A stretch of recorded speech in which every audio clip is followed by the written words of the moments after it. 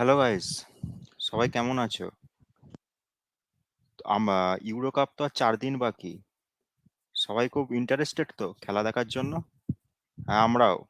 আর আজকে আমরা একটু প্রেডিকশন করব ইউরোর জন্য। বাকি প্রত্যেকটা বড় ম্যাচের অ্যানালিসিসও আসবে।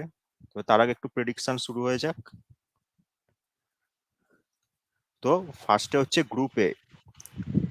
খুব ইন্টারেস্টিং একটা গ্রুপ, যেখানে হোস্ট নেশন জার্মানি আছে, তার সাথে রয়েছে হাঙ্গেরি, স্কটল্যান্ড আর সুইজারল্যান্ড। তো জার্মানির অবস্থা এখন খুব একটা ভালো নয়, এটা 2014 জার্মানি নয়। এখানে প্রত্যেকটা পজিশনে ওয়ার্ল্ড ক্লাস প্লেয়ার নেই, কিন্তু তাও কোচ নাগেলসম্যানের আন্ডারে আমার মনে হয় জার্মানি কি বেশ ইন্টারেস্টিং ফুটবল খেলবে এবং গ্রুপ টপই করবে। কিন্তু স্কোয়াড তার তো ইয়াং ট্যালেন্টসে ভর্তি জার্মানির। অবশ্যই মুসিয়ালা রয়েছে, তার সাথে রয়েছে আমাদের ভেটারান থমাস মুলার, এবং অবশ্যই গোলকিপার, অথবা যেটা বায়ার্ন মিউনিক ফ্যানেরা বলে থাকে গোট কিপার, ম্যানুয়েল নয়ার রয়েছে। এবং তার সাথে সদ্য চ্যাম্পিয়ন্স লিগ জিতে একদম আত্মবিশ্বাসে ভরপুর অ্যান্তোনিও রুডিগার রয়েছে। আর আমার যা মনে হয় টনি ক্রুসের এটা শেষ লাইফের ক্যারিয়ারের শেষ টুর্নামেন্ট, তো সেও পেছনে ছাড়বে না, সে স্টার্ট তো করবে প্রত্যেকটা ম্যাচ। আর জার্মানি অ্যাট হোম আমার মনে হয় না খুব সহজে ছেড়ে দেবে টুর্নামেন্ট। একদম আমি বলতে একদম, যাবো এই সেমিফাইনাল জার্মানি যাচ্ছে। যাই অবশ্যই। হোক, শুরু করা যাক গ্রুপ। হ্যাঁ, আমরা দুজনেই মনে করছি জার্মানি গ্রুপ টপ করছে। তো এবার ইন্টারেস্টিং আছে কে সেকেন্ড শেষ করবে। তো এখানে রয়েছে এখানে স্কটল্যান্ড, হাঙ্গেরি এবং সুইজারল্যান্ডের মধ্যে আমার মনে হয় এটার জন্য খুব ক্লোজ ফাইট হবে। সুইজারল্যান্ডের জন্য সাকা রয়েছে, যে রিসেন্টলি আনডিফিটেড চ্যাম্পিয়ন হয়েছে বুন্ডেসলিগার, সবাই জানো, লেভারকুসেনের সাথে। হাঙ্গেরিতে সবজলাই রয়েছে, যে প্রচন্ড হট প্রসপেক্ট, কিন্তু লাস্ট সিজন খুব একটা ভালো যায়নি। অন্যদিকে স্কটল্যান্ডসে খুব কিছু ইন্টারেস্টিং প্লেয়ার রয়েছে, জন ম্যাকগিন রয়েছে, অ্যান্ড্রু রবার্টসন রয়েছে, সামনের দিকে স্ট্রাইকারে চে অ্যাডামস রয়েছে। তো বেশ ইন্টারেস্টিং প্লেয়ার রয়েছে। তো কোনো দলটাকে আমি খুব একটা এগোনের সামনে পেছনে দেখতে পাচ্ছি না, তবে Hungary, Scotland, Switzerland close fight হবে, কেউই তো তো আমার যদি মনে হয় এদের মধ্যে কাউকে এগিয়ে রাখতে, আমি এখানে স্কটল্যান্ডকে 2-এ রাখবো। আচ্ছা, সময় শেষে ah, prediction Germany Scotland second, first second. Ah, এবং 3-এ থাকবে সুইজারল্যান্ড, 4-এ হাঙ্গেরিকে আমি রাখবো। Sorry Hungary, sorry Szoboszlai, but you are getting knocked out. Liverpool fan হয়ে সোর্স লাইকে ফোর্থ। কিছু করার নেই, কারণ হাঙ্গেরির টোটাল স্কোয়াড ভ্যালুর হাফ হলো শুধু সবজলাই। তো সবজলাই একা কিছু করতে পারবে না বলেই আমার মনে হয়। তো দেখা যাক কি। তো গ্রুপ বি কে অনেকেই বলছে গ্রুপ অফ ডেথ। তো দেখা না যাক গ্রুপে group B former very interesting group, very interesting group. Former former champion Italy, Luka মডরিচের ক্রোয়েশিয়া, এবং অল টাইম ইন্টারেস্টিং ফুটবল খেলা স্পেন, এবং তার সাথে বলা যেতে পারে এই গ্রুপের যারা হুপিং বয় হবে, আলবেনিয়া। তো শুভাশিস, এবার কি টিকি টাকা জয় হবে ইউরোতে? কি মনে হয়? টিকি টাকা, বিউটিফুল ফুটবল কি পারবে হাই 2024 এর হাই ফিজিক্যালিটি ফুটবলকে হারাতে? আহ, এই মোমেন্টে গ্রুপে যে সমস্ত দলগুলো রয়েছে, তা আমার মনে হয় এই গ্রুপে স্পেনই গ্রুপ টপ করবে। কারণ এই মোমেন্টে স্পেনের কাছে যথেষ্ট আহ, ভালো প্লেয়ার রয়েছে, যেমন লামিন ইয়ামাল খুব ইন্টারেস্টিং একজন প্লেয়ার, যে বার্সার হয়ে বেশ কিছু বেশ ইন্টারেস্টিং ম্যাচ তার ট্যালেন্ট দেখিয়েছে, ভালো গোল করেছে, ভালো অ্যাসিস্ট দিয়েছে, এবং যোগ্য ভাবে তার কলাপস পেয়েছে। তার সাথে রয়েছে আহ, কিছু ভেটারান প্লেয়ার্সও, যেমন আমাদের ডিফেন্সে রয়েছে লাপোর্তে, তারপরে আমাদের রাইট ব্যাকে রয়েছে সদ্য ইউএসএল জেতা কারবাহাল। তো আমার মনে হচ্ছে স্পেন গ্রুপ টপ করছে। স্ট্যাটিস্টিক্স ওয়াইজ স্পেন কোয়ালিফায়ার্সেও খুব ভালো খেলেছিল, third highest goal scoring team. চান্সেসের মধ্যেও, চান্সেস ক্রিয়েশনের মধ্যেও থার্ড পজিশনে ছিল, জাস্ট আফটার পর্তুগাল আর ফ্রান্স। তো ইয়া, স্পেনকে আমিও রাখবো গ্রুপ বি এর টপে। ওকে। তো গ্রুপ বাকি এবং ক্রোয়েশিয়া এবং ইটালির মধ্যে ফাইট হবে কে সেকেন্ড হচ্ছে।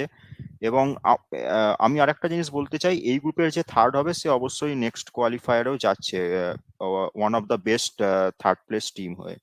নিশ্চয়ই তো নিশ্চয়ই, and চাইবো সেটা হোক, সব বড় টিম যেন অবশ্যই আগে যায়। হ্যাঁ, আমরা সবাই চাই যেন বড় টিমগুলো নকআউটসে যায়, তবেই হ্যাঁ নকআউটসের মজাটা আসে। হ্যাঁ হ্যাঁ, অবশ্যই। তো এখানে ক্রোয়েশিয়া এবং ইটালির মধ্যে আমি একটা খুব ইন্টারেস্টিং কল নেবো, ক্রোয়েশিয়াকে আমি সেকেন্ডে রাখবো। ওকে, কারণ ডিফেন্ডিং কারণের ডিফেন্ডিং চ্যাম্পিয়ন্স ইটালি থার্ড, সময় শেষের ইয়েসি প্রেডিকশন, ঠিক আছে। একদম একদম একদম একদম একদম। এবং এর কারণ আমি বলতে চাই, কারণ ক্রোয়েশিয়া যখন তাদের প্লেয়াররা তাদের ক্লাবে কেমন খেলে সেটার থেকেও আমরা সবাই দেখেছি, ক্রোয়েশিয়া যখন কোনো একটা ইন্টারন্যাশনাল টুর্নামেন্টে খেলে তখন তারা কতটা ফাইট দেয়, তারা কতটা দেশের জন্য খেলে, তারা মানে নিজেদের ছাপিয়ে গিয়ে খেলে, এটা আমরা সবাই দেখেছি। যেভাবে ব্রাজিল তাদের থেকে ক্রোয়েশিয়া লাস্ট লাস্ট ব্রাজিল যে ক্রোয়েশিয়ার লাস্ট যে ওয়ার্ল্ড কাপ কোয়ার্টার ফাইনাল হয়েছিল সেখানে আমরা দেখেছি ব্রাজিল তাদের থেকে 10 গুণ বেটার টিম ছিল, কিন্তু তা হ্যাঁ হ্যাঁ সত্ত্বেও নিশ্চয়ই। ক্রোয়েশিয়া শেষ হাসি হেসেছিল। তো হ্যাঁ এটা থেকেই বোঝা যাচ্ছে যে ক্রোয়েশিয়ার বেটার চান্স রয়েছে দেন ইটালি। তো শুধু ক্রোয়েশিয়া নিয়ে বললেই হবে না, ইটালি নিয়েও বলতে হবে, কারণ ইটালির কোচ আমরা জানি ন্যাপোলিকে দুর্দান্তভাবে সিরিয়া চ্যাম্পিয়ন করা স্প্যালেটি, এবং ওনার সিলেকশন থেকে একটা জিনিস খুব বলতেই হবে, উনি নামের পেছনে ছোটেননি, উনি খুব ইয়ং ইন্টারেস্টিং ট্যালেন্টকে উনি আইডেন্টিফাই করেছেন এবং তাদের ন্যাশনাল টিমে চান্স দিয়েছেন। সো ইটালির থেকে, তাই ইটালির টিমে আমার মনে হচ্ছে এবারে এক্সপিরিয়েন্সটা একটু কম, যেমন চিরো ইম্মোবিলে যারা অনেকদিন ইটালির হয়ে খেলেছিল তারা এবারে নেই। ডিফেন্সে প্রায় 2 দশক ধরে ইটালিকে আহ, ভরসা দেয়া চিয়েলিনি, বনুচ্চি এরা নেই, এবং বেশ কিছু নতুন প্লেয়ার আছে। তো এবং বারেলা, চিয়েসা, আমরা যাদের মোটামুটি জানি এখন বড় টিমে খেলছে এবং বেশ এস্টাবলিশ প্লেয়ার, তারা তো রয়েছে। সো আমি ইটালিকে থার্ডে রাখছি, এবং আলবেনিয়াকে নিয়ে আমার কিছু বলার নেই। আমার মনে হয় না আলবেনিয়া কোনো পয়েন্ট এই গ্রুপ থেকে স্কোর করতে পারবে। চলো, গ্রুপ সি। গ্রুপ সিও বেশ group C interesting. Group C Denmark, England. England, এবং ইংল্যান্ড যেখানে সেখানে অবশ্যই ইন্টারেস্টিং। এবং এবারে কি ফুটবল কি কামিং হোম হচ্ছে, কি মনে হয়? না, সাউথ গেটের উপরে সেই ভরসা নেই, এরা ম্যাচ বাই ম্যাচ দেখতে হবে ইংল্যান্ডকে নিয়ে, ইংল্যান্ডকে আগের থেকে কিছু বলা যাবে না। তবে ইংল্যান্ডকে নিয়ে একটা জিনিস অবশ্যই বলতে হবে, ইংল্যান্ড কাপ জিতুক কি না জিতুক, ইংল্যান্ড কিন্তু এই ওয়ার্ল্ড কাপে মানে খাতায় কলমে একদম সব থেকে বেস্ট টিম নিয়ে যাচ্ছে। এটা নিয়ে কি কোনো দ্বিমত আছে? One of the best, the best না হলে ওয়ান অফ দ্য বেস্ট তো অবশ্যই। অ্যাবসলিউটলি অ্যাবসলিউটলি, এবং কিন্তু ইংল্যান্ডের আমরা স্কোয়াড প্রত্যেক পজিশনে ফিল্ড সাবস্টিটিউট, ওদের বেঞ্চও খুব স্ট্রং। ডিপেন্ড করছে এখন গ্যারেথ সাউথগেট কি অ্যাপ্রোচে খেলাবে। আমি তো বলবো ইংল্যান্ডের এই টিম পুরো ফুল অ্যাটাক খেলার জন্য সবচেয়ে ভালো পজিশনে রয়েছে, বাট এখন আমি সাউথগেট যদি বলবো আমি কনজারভেটিভ খেলে। বলবো আমি বলবো ইংল্যান্ডের জন্য 4-2-3-1 ডাবল পিভট সিস্টেম বেস্ট হবে, এবং যে রাইস যদি ডাবল পিভট সিস্টেমে খেলে এবং রাইস আর চারজন, বেলিংহ্যাম ডাবল পিভট, নিশ্চয়ই নিশ্চয়ই। এবং যদি চারজন অ্যাটাকারকে খেলায় সেখানে হ্যাঁ মানে ওপরের যে 3-1 সিস্টেম, এবং কেন সামনের টার্গেট ম্যান হিসেবে খেলে, এটা একটা দুর্ধর্ষ হবে। এবং পেছনের ক্যাম্প পজিশনে যদি কোল পামার খেলে, এগুলো যদি, আমার মনে হয় খুব ভালো এখানে একটা ইংল্যান্ড ইন্টারেস্টিং করতে পারে। তবে আমার মনে হয় না সাউথগেট এরকম করবে, সাউথগেট আমারও মনে হয় সেই ট্র্যাডিশনাল 3 ব্যাক সিস্টেমে খেলাবে। তো দেখা যাক, ইংল্যান্ডের ফার্স্ট ম্যাচ এলেই দেখা যাবে সাউথগেট, কিন্তু সাউথগেট এবারে অনেক ইন্টারেস্টিং ডিসিশনও নিতে পারে, কারণ সাউথগেট নিজেদের পছন্দের প্লেয়ার ম্যাগুয়ার এবং র্যাশফোর্ডকে বাদ দিয়েছে, এটা ভাবাই যায় না।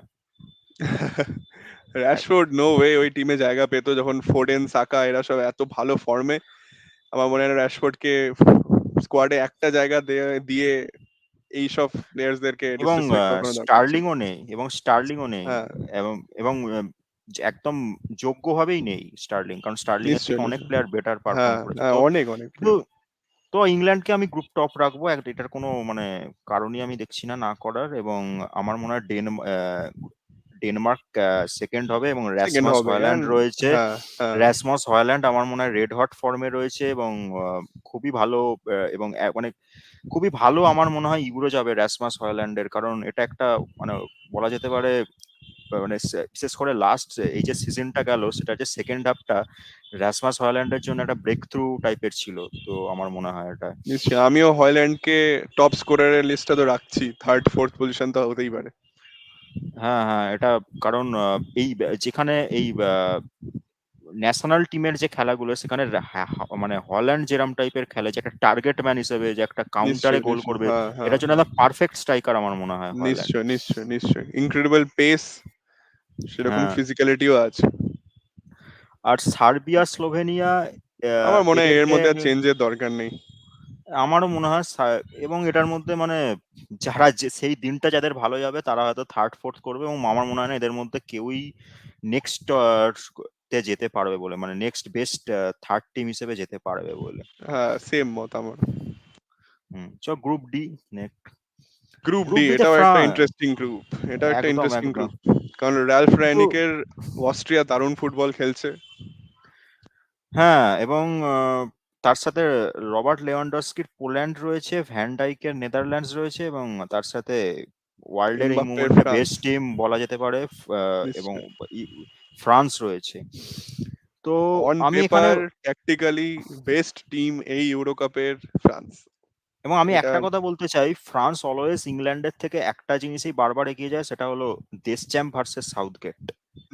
আমি এটা একদম দেশ champ is a master mind, যেটা সাউথগেট নয়, এবং দেশ চ্যাম্পের বুকের পাটা আছে সাহসী ডিসিশন নেওয়ার, যেটা সাউথগেট নিতে পারে না। তো আমার মনে হয় সেই জন্যই ফ্রান্সের রিসেন্ট হিস্ট্রিতে একটা ওয়ার্ল্ড কাপ রয়েছে যেটা ইংল্যান্ডের নেই। তো বার্সেলোনা ফ্যান্সদের জন্য তো আজকে একটা ব্যাড নিউজ এসেছে সকাল সকাল, যে তাদের সবচেয়ে প্রিয় যেটা প্লেয়ার। আমরা যেটা আমরা আমাদের ইনস্টাগ্রাম পেজে শেয়ারও করে দিয়েছি সঙ্গে সঙ্গেই, যে হ্যাঁ, ফ্র্যাঙ্কি ডিয়ং ফ্র্যাঙ্কি ডিয়ং। এই ইউরো খেলছে না। সরি বার্সা ফ্যান্স, তোমরা নিজেদের প্রিয় মিডফিল্ডারকে এই ইউরোতে দেখতে পাচ্ছ না। এবং এরপরে তোমরা নিজেদের কাটালান যা ক্লাবের জার্সি গায়ে ফ্র্যাঙ্কি ডিয়ংকে দেখতে পারবে কিনা আবার, সেটা নিয়েও যথেষ্ট সেটাও সন্দেহ সেটাও আছে।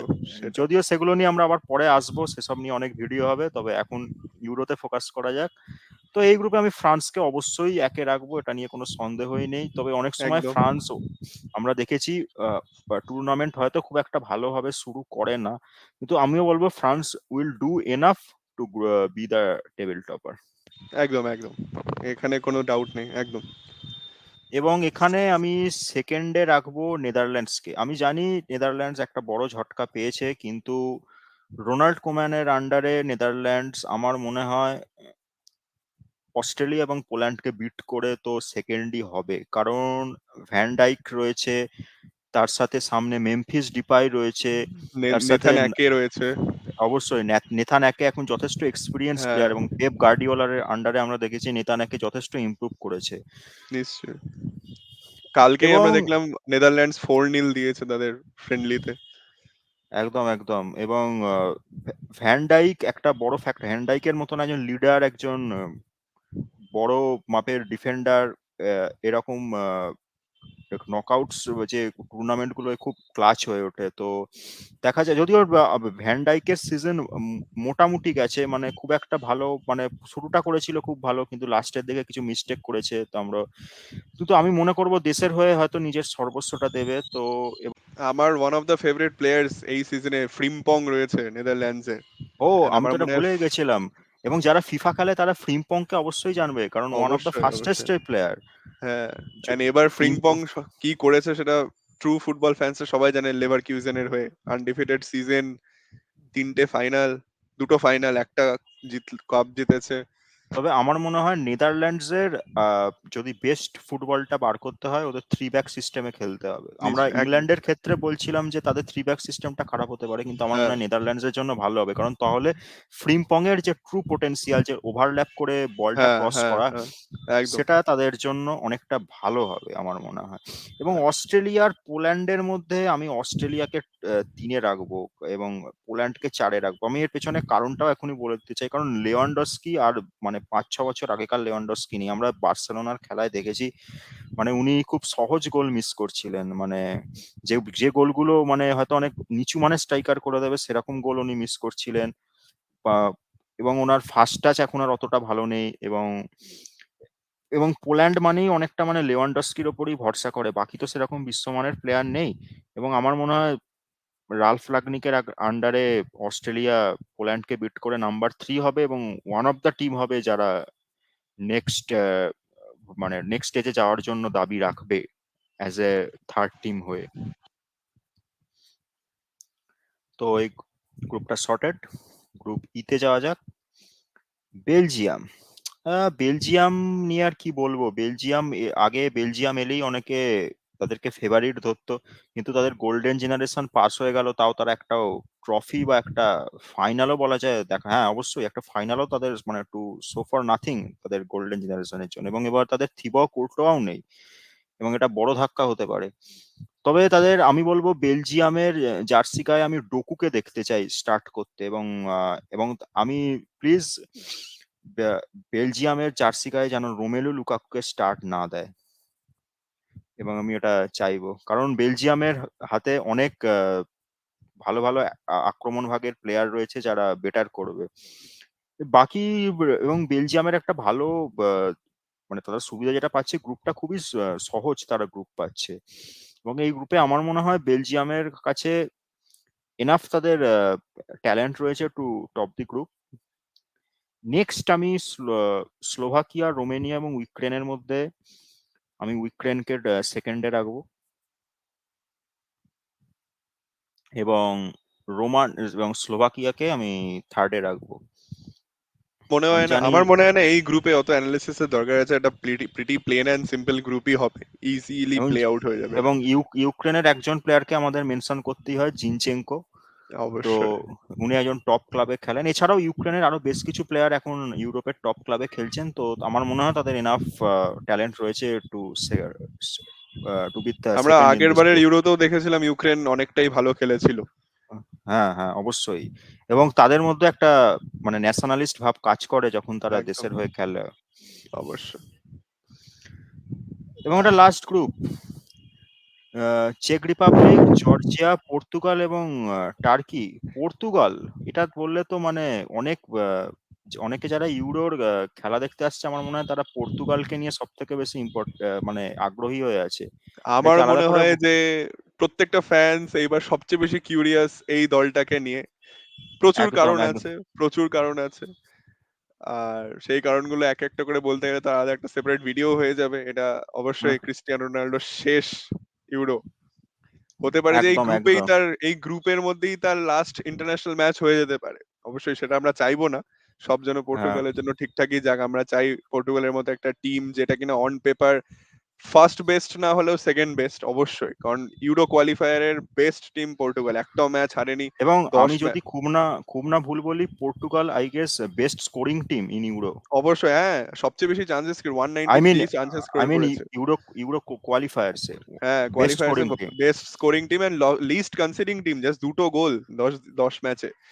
তো বাট আমরা জানি, এর আগেও আমরা পর্তুগালকে নিয়ে অনেক আশা রেখেছি যে ডিপ যাবে, বাট তারপরে কোনো না একটা কোনো ভাবে আগে গোল কনসিড করে তারা পুরো চোখ করে গেছে। এই রিসেন্টলি 2 বছর আগে আমরা সেটা দেখেছি। তো আমি তো কিন্তু আমার বলবো যে মনে হয় রবার্টো মার্টিনেজ এবারে পর্তুগালের হয়ে ভালো কাজ করবে, বেটার দেন স্যান্টোস, আমি বলবো। আশা রাখা যায়। অবশ্যই রবার্টো মার্টিনেজের হাতে আমরা দেখতে পাচ্ছি পর্তুগালের কোহেশনটা বেড়েছে, যেটা কিনা স্যান্টোসের হাতে একদম শেষ হয়ে আর গেছিল। পর্তুগাল নিয়ে আমি খালি একটাই জিনিস জিজ্ঞেস করব, স্টার্টিং টপ থ্রিতে মানে আক্রমণ ভাগের টপ থ্রিতে কাকে কাকে দেখতে চাও?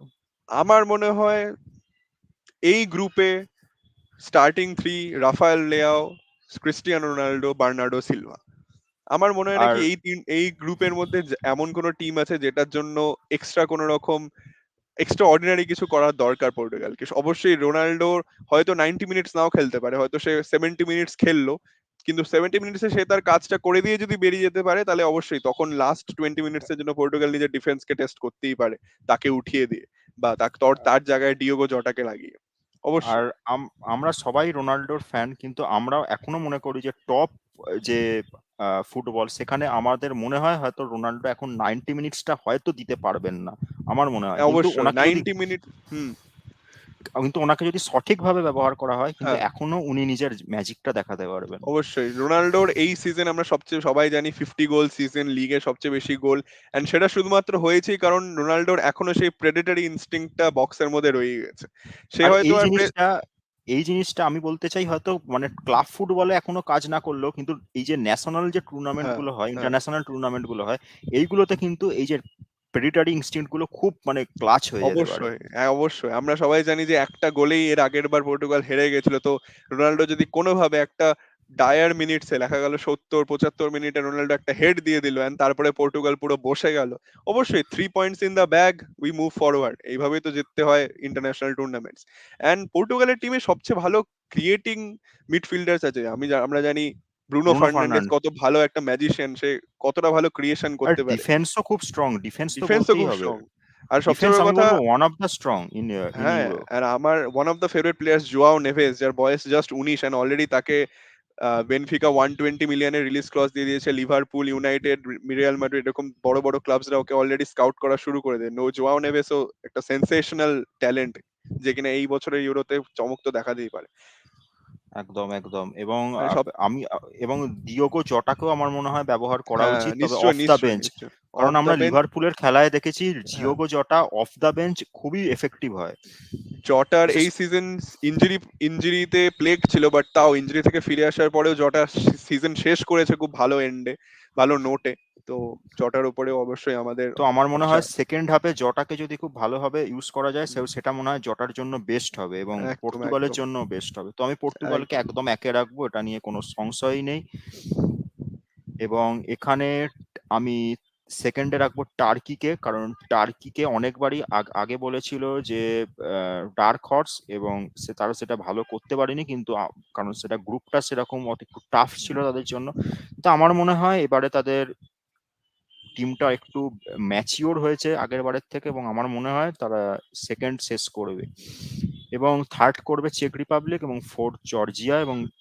এবং জর্জিয়ার সব থেকে মোস্ট এক্সপেন্সিভ প্লেয়ার কে, যদি কোশ্চেনটা করি?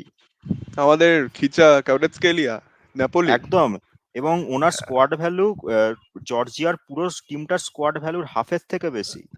আমার ভীষণ প্রিয় প্লেয়ার ক্যাভরেৎসকেলিয়া, একদম ক্লাসিক উইঙ্গার, বয়স মাত্র 22 কি 23 আই থিঙ্ক। আমি জানি ফিউচারের ওয়ার্ল্ড বিটার হবে। এন্ড নেপোলি তো সে ডিজার্ভ করে না, সে আরো বড় টিম ডিজার্ভ করে, হয় ইংল্যান্ড নয় স্পেন সে ডিজার্ভ করে। আমি চাই সে যেন অবশ্যই নিজের ক্যারিয়ারে বড় একটা টিম তো সে খেলুক। একদম একদম। কিন্তু আমার মনে হয় না দেশের হয়ে তার কোনো কাপ হ্যাঁ, জেতাটার স্বপ্ন এবছর পূরণ হবে, জর্জিয়ার সাথে, অন্তত এখন নয়। হ্যাঁ, হয়তো হয়তো 3-4টে ভালো গোল করবে, তার থেকে বেশি হ্যাঁ, আমি কিছু দেখতে পাচ্ছি না, কারণ অন্য কোনো প্লেয়ার সেরকম জর্জিয়া থেকে উঠে আসেনি আপাতত। আমরা ভুলও হতে পারি, জর্জিয়া থার্ড হতে পারে, নেক্সট রাউন্ডে যেতে পারে। কিন্তু আবার আমাদের কাছে চেক রিপাবলিকই আমাদের মনে হয় যে, এবং চেক রিপাবলিকের একজন প্লেয়ারের কথা ভুললে চলবে না, সেটা হলো প্যাট্রিক সিক। প্যাট্রিক শিক, আগের বারের অবশ্যই। আগের বারে ইউরোর সেই স্পেশাল গোলটা মনে আছে তো? হ্যাঁ, জয়েন্ট একেবারে। টপ স্কোরারও ছিল শিক, অবশ্যই মনেও আছে। শিক এবং বরাবরই ভালো সিক স্ট্রাইকার। সিক এইবারে বুন্দেসলিগা জিতে আসছে বায়ার লেভারকুসেনের হয়ে, সুতরাং একদম অবশ্যই। আত্মবিশ্বাসে উনি একদম টকবক করে ফুটছেন। সোমাশিস, কি মনে হয় পর্তুগাল কি three three out of three করতে পারবে এই গ্রুপে, না কোনো একটা ড্র বা অ্যাটলিস্ট একটা লস কনসিড করতে আমার পারে? মনে হচ্ছে একটা ড্র করবে, মেবি সেটা টার্কি বা টার্কি, চেক রিপাবলিকের হ্যাঁ, এগেনস্টে হতে পারে, এবং মেবি আমার মনে হয় সেটা লাস্ট ম্যাচ হবে গ্রুপের, এবং যে ম্যাচটা সেভারালি হয়তো প্লেয়াররা একটু হালকা দেবেন, রেস্টের বা জন্য, হ্যাঁ, নিশ্চয়ই। কোচ হয়তো একটু রেস্ট দেবেন, তো সেটাতে থার্ড হতে পারে বলে, সরি, সেই থার্ড ম্যাচটা আমার মনে হয় পর্তুগাল ড্র করতে পারে বলে। তো চলো, এটা গ্রুপ তাহলে তো শেষ হয়ে গেল, এবার যাওয়া গ্রুপ যাক সর্টেড। মেন এবার, জায়গায়, সেটা হলো নকআউট, যেখান থেকে না, কিন্তু এবার আগে আর। লাকি লুজার্স আছে। আচ্ছা আচ্ছা আচ্ছা, তো ওখান থেকে আমাদের থার্ড বেস্ট টিম গুলো চুজ করতে হবে, তাই তো? হুম। একদম। তো এখানে আমি ফার্স্টেই রাখবো ইটালিকে, এটা নিয়ে কোনো কথাই নেই। আমার মনে হয় এবং অস্ট্রিয়া সেকেন্ড থাকাই উচিত। একদম একদম একদম। এবং সুইজারল্যান্ড, এবং আমি চেককে রাখবো। সার্বিয়ার জায়গায়। একদম একদম। আচ্ছা, আমার মনে হয় না এটা নিয়েও কোনো রকম সংশয় থাকতে পারে বলে। তো আমার মনে হয় এরাই যাবে থার্ড প্লেস টিম হয়ে। সার্বিয়া স্লোভেকিয়া নিয়ে আমার অতটা আশা দেখতে পাচ্ছি না, তারা মেবি হয়তো থার্ডও না হতে পারে। তো এবার যাওয়া যাক নকআউটসে। চলো এবারই আসলো মেন। তাহলে নকআউট যদি আমরা সৌমাশিসের প্রেডিকশন অনুযায়ী যাই, তাহলে Spain Austria, Germany Denmark, Portugal Italy, Netherlands Ukraine, Belgium Switzerland, France Turkey, England চেক, স্কটল্যান্ড ক্রোয়েশিয়া। যা দেখতে পাচ্ছি সৌমাশিসের প্রেডিকশন যদি একদম 100% ঠিক হয় গ্রুপ স্টেজে, তাহলে রাউন্ড অফ 16 কিছু মাউথ ওয়াটারিং ফিক্সার্স আমরা পাচ্ছি, যেমন জার্মানি ডেনমার্ক একটা দারুণ দারুণ কন্টেস্ট হবে। প্রথম থেকে একদম শুরু করা যাক। তো একদম। স্পেন অস্ট্রিয়া, তো আমার মনে হয় এটা একটা খুব ইন্টারেস্টিং ম্যাচ হবে, খুব একটা টেকনিক্যাল ব্যাটেল হতে পারে, একটা আমি এখানে দুটো একটা কথা কোচের। অ্যাড করতে চাই যে স্পেন শুধু রেপুটেশন বা নাম শুনেই যদি আমরা বলে দিই এখানে যে অস্ট্রিয়াকে স্পেন ডিস্ট্রয় করে দেবে বা খুব ইজিলি পেয়ে যাবে, আমরা কিন্তু এটা ভুলতে পারি না যে স্পেন পরপর দুবার পেনাল্টি শুট আউটসে গিয়ে চোখ করে বেরিয়ে গেছে, লাস্ট ওয়ার্ল্ড কাপেও, তার আগের ইউরোতেও অবশ্যই আমরা দেখেছি। অবশ্যই অবশ্যই কিন্তু তাও আমি এবারে এখানে স্পেনকেই আমি রাখছি উইনার হিসেবে, কারণ আমার মনে হয় না অস্ট্রিয়ার কাছে সেই এক্সপিরিয়েন্সটা আছে ইম্পর্টেন্ট ম্যাচগুলো বের করার, যেটা আমার মনে হয় স্পেনের প্লেয়ারদের কাছে আছে, কারণ তারা রেগুলারলি ওয়ার্ল্ডের ওয়ান অফ দ্য বেস্ট ক্লাবসে খেলে, তারা best one of important matches খেলে খেলে তারা অভ্যস্ত। তো আমি নিশ্চয়ই। স্পেনকেই রাখছি এখানে। ঠিক আছে, এবার হোস্ট জার্মানি ভার্সেস ডেনমার্ক। এটা খুবই একদম খুব একটা দারুণ ম্যাচ হতে চলেছে, এবং এটা খুব ফিজিক্যাল ব্যাটেল হবে। এটা অবশ্যই, আমি ওটাই বলতে চাচ্ছিলাম যে ডেনিশরা অত সহজে তো খুলবে না, এন্ড জার্মানির পক্ষে অনেকটাই কষ্ট হবে ওদেরকে ফ্রি ফ্লোয়িং ফুটবলে হারানো। তো আমার মনে হয় জার্মানিকেও সেই ফিজিক্যালিটির উপরেই ডিপেন্ড করতে হবে ডেনমার্ককে কিন্তু হারানোর জন্য। এখানেও আমি জার্মানিকেই রাখছি, যে অবশ্যই। জার্মানি এগোবে, এবং আমার মনে হয় এটা হয়তো এক্সট্রা টাইম এবং পেনাল্টিতেও যেতে পারে। অবশ্যই। এবং আমার মনে হয় এটা একটা খুব লো স্কোরিং গেম হবে। হ্যাঁ, আমারও যা মনে হয় এটা 1-0 বা 1-0 হয়তো বেরিয়ে যেতে পারে জার্মানি, বা 0-0 হয়ে পেনাল্টিও হতে পারে, কে জানে। হুম। পর্তুগাল ইটালি, এবং আমার এই ম্যাচটা একটা টু হেভিওয়েটস এর লড়াই, এবং এখান থেকে একটা হেভিওয়েটস রাউন্ড অফ 16 থেকে বাড়ি যেতে হচ্ছে। তো আমার মনে হয় ইটালির রাস্তা রাউন্ড অফ 16এই শেষ হবে, এবং আমরা পর্তুগালই কি এগোবে। আমরা কি কিছু রোনাল্ডো ম্যাজিক দেখতে পারি রাউন্ড অফ 16, যেটাতে ইটালি আর এগোতে পারবে না? আমি আমার প্রেডিকশন বলবো, আমার মনে হচ্ছে পর্তুগাল এটা 3 কি 4 গোলে হয়তো জিততে পারে। আচ্ছা, নিশ্চয়ই আশা করা যাক তাই হোক। সরি, পর্তুগাল তাহলে এগোচ্ছে ইটালিকে বিট করে। নেদারল্যান্ডস ইউক্রেন, এটাও কেক ওয়াক তো হবে না, কিন্তু নেদারল্যান্ডসই হয়তো। একদম একদম একদম তাই বেশি আর বেলজিয়াম সুইজারল্যান্ড। বেলজিয়াম। একদম একদম, কারণ অঘটনকে ধরে আমরা প্রেডিক্ট করতে হ্যাঁ, পারি না, আমাদের ফ্যাক্টস ধরে প্রেডিক্ট করতে হবে। আমার এবং মনে হয় এই ফ্রান্স তুর্কি, ম্যাচটাতেও। এই এই এই লাস্ট দুটো ম্যাচকে একদমই কিছু বলার নেই, এই দুটো ফ্রান্স এবং ইংল্যান্ডই জিতবে, এবং এই দুটো আমার মনে হয় না অঘটন ঘটারও কোনো চান্স আছে বলে। হ্যাঁ, তবে যাওয়া ইংল্যান্ডের যে জন্য তোর প্রেডিকশন ইজ কোয়াইট সেফ, কারণ চেকিয়ার মতো টিমকে রাউন্ড অফ 16 পাওয়া যাবে, তো আই ডোন্ট থিঙ্ক এটা খুব বেশি এফর্ট লাগানো যায়। স্কটল্যান্ড ক্রোয়েশিয়া, এটাও খুব ক্লোজ ফাইট হবে বলে আমার মনে হয়, কারণ স্কটল্যান্ডকে কিন্তু কখনোই হালকা না, ভাবে নেওয়া যায় একদমই না। না, একদমই না। এবং আমার এই মনে হয় ম্যাচটাও যদি স্কটল্যান্ড 1-0 আপ হয়ে যায় কোনো একটা টাইম, এন্ড তারপরে যদি বসে পড়ে সিট ব্যাক করে যায়, ক্রোয়েশিয়ার পক্ষে অনেকটাই ডিফিকাল্ট হবে তাদেরকে ব্রেক করা। তবে আমরা সবাই জানি যে যদি ম্যাচ পেনাল্টিতে যায় ক্রোয়েশিয়া অবশ্যই অ্যাডভান্টেজ, কারণ ক্রোয়েশিয়া আমরা রিসেন্ট হিস্ট্রিতে দেখেছি টাই ব্রেকার দারুণ হারে নার্ভ, না। দারুণ নার্ভ। হুম। এবং লিভাকোভিচ, এবং আমরা খুব ভালো ক্রোয়েশিয়াকেই গোলকিপার, রাখছি। অবশ্যই অবশ্যই। তাহলে এগোই আমরা কোয়ার্টার ফাইনালস এর দিকে। একদম কোয়ার্টার একদম। ফাইনালস আস্তে ও, আস্তে স্পেন ইউরো মনে জার্মানি। ইউরো মনে হয় যে এটা একটা স্বপ্নের ফিক্সচার হয়ে যায়। ইউরো এমনই একটা টুর্নামেন্ট যেখানে মানে সব হেভিওয়েটস একটা টাইমের পরে সব হ্যাঁ, মুখোমুখি এবং হয়ে যায়। যেটা কিন্তু অন্য অনেক ইন্টারকন্টিনেন্টাল টুর্নামেন্টে দেখা যায় না, আমি কারোর নাম অবশ্যই। নিতে চাই না, কিন্তু হ্যাঁ, অনেক ইন্টারকন্টিনেন্টাল টুর্নামেন্টে এত হেভিওয়েটসকে হ্যাঁ, একসাথে খেলতে দেখার, এটা কিন্তু হ্যাঁ। অন্য অনেক টুর্নামেন্টেই দেখা যায় না। আর তো কোয়ার্টার প্রথম ফাইনাল খুব একটা ডিপও না সেই টুর্নামেন্টের, তো তার আগেই হ্যাঁ, আমরা এত সলিড ফিক্সার্স পাই। একদম একদম। তো স্পেন জার্মানি এটা একটা খুব কঠিন প্রেডিকশন হতে পারে, কিছু বায়াসনেসও থাকতে পারে, বাট ফুটবলিং ব্রেন কি বলে সময় শেষে। আমার মনে হচ্ছে এই ফিক্সচারে হোস্ট নেশন জার্মানি নিজের হোম অ্যাডভান্টেজকে কাজে লাগিয়ে এগিয়ে যাবে। চলো সরি তাহলে, Barcelona fans, sorry sorry sorry friends. Barcelona fans, Catalan fans, Spain এগোচ্ছেন না। আমারও সেম মত, আমিও বলতে পারি, আমিও জার্মানিকেই বলবো যে জার্মানি এগিয়ে যায়। একদম। এবং পর্তুগাল ভার্সেস নেদারল্যান্ডস। এটা একটা হুম। বড় রাইভালরি, যদি কেউ মনে রাখে সেই 2006 এর world cup, Portugal Netherlands always একটা লং রাইভালরি এই ইন্টারন্যাশনাল স্টেজে।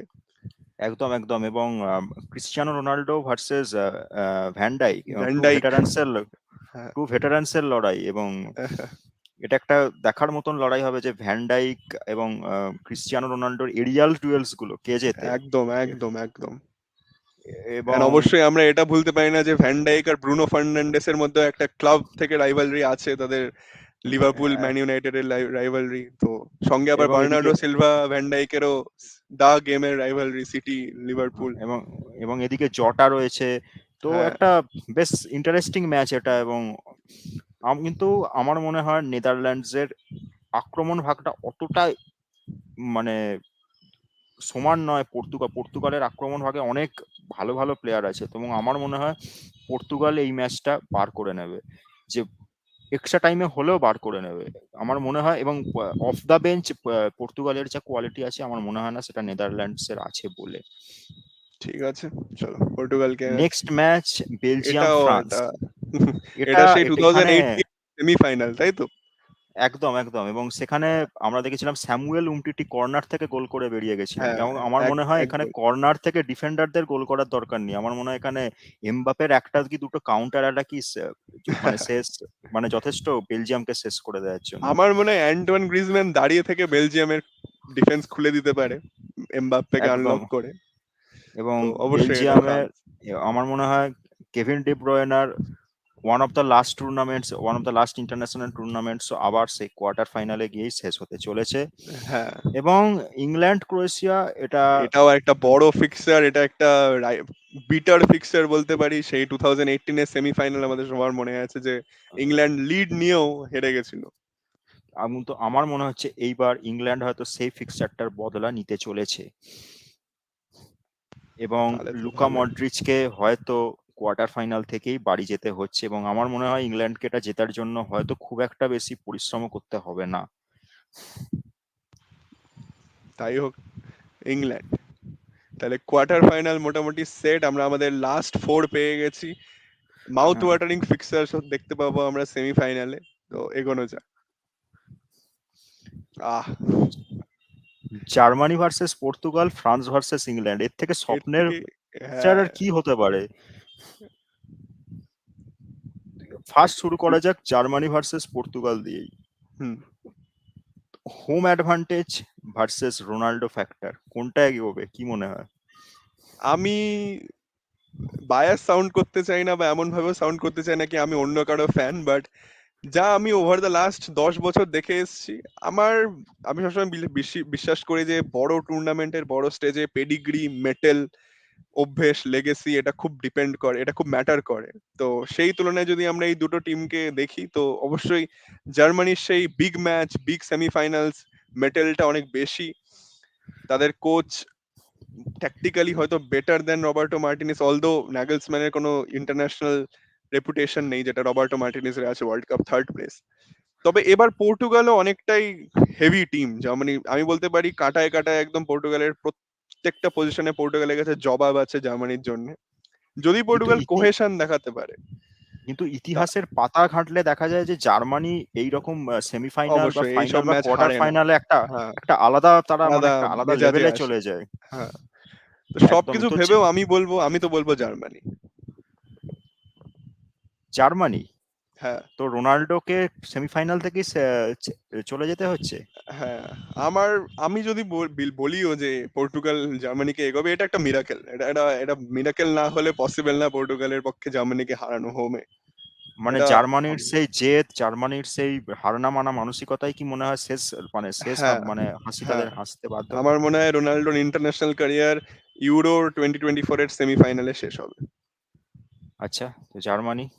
এবং জার্মানি। আমিও এটার সাথে সহমত। এবং আমার মনে হয় সেমিফাইনালের মতন জায়গায় জার্মানির যে একটা, জার্মানি অ্যাজ এ নেশন হিসেবে তাদের যে রেপুটেশন আছে, তাদের যদি আমরা হিস্ট্রিও দেখি, এবং আমরা অনেক লেজেন্ডারি টিম দেখেছি যারা জার্মানির মানে অনেক সাধারণ টিমের কাছে পরাজিত হয়েছে। যেমন সাধারণ টিম বললে ভুল হবে, কিন্তু অনেক, যেমন ব্রাজিলের অনেক টিম দেখেছি যারা জার্মানির অনেক একটা অতটা মানে এক্সট্রাঅর্ডিনারি টিম নয়, কিন্তু তাদের কাছে পরাজিত হয়েছে। ক্রুয়েফকে আমরা দেখেছি খালি হাতে ফিরতে হয়েছে জার্মানির সামনে। তো একদম। অনেক লেজেন্ডারি প্লেয়ারই জার্মানির সেই শেষ গাঁটটা পেরোতে পারেনি।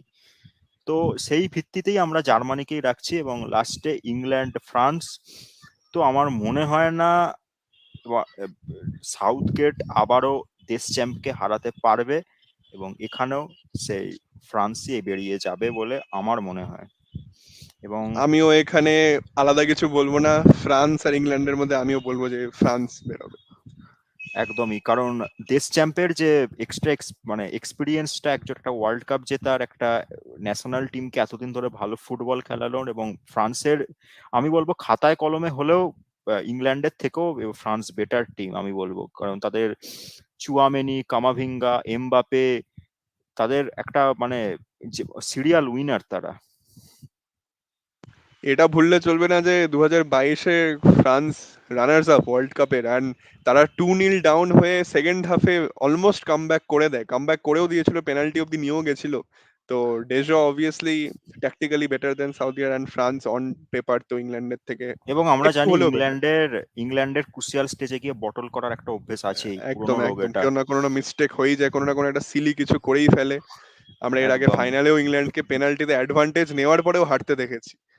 তো এবং এবং এবারে যদিও এবারে সিলি মিস্টেক করার জন্য ম্যাগুয়ার নেই, কিন্তু তাও আমি বলবো যে ফ্রান্সই এগোবে। তো যাওয়া যাক ফাইনালে।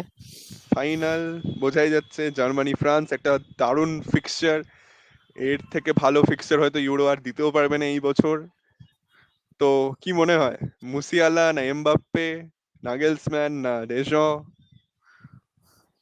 বিয়ার না আমি ব্যাগেট?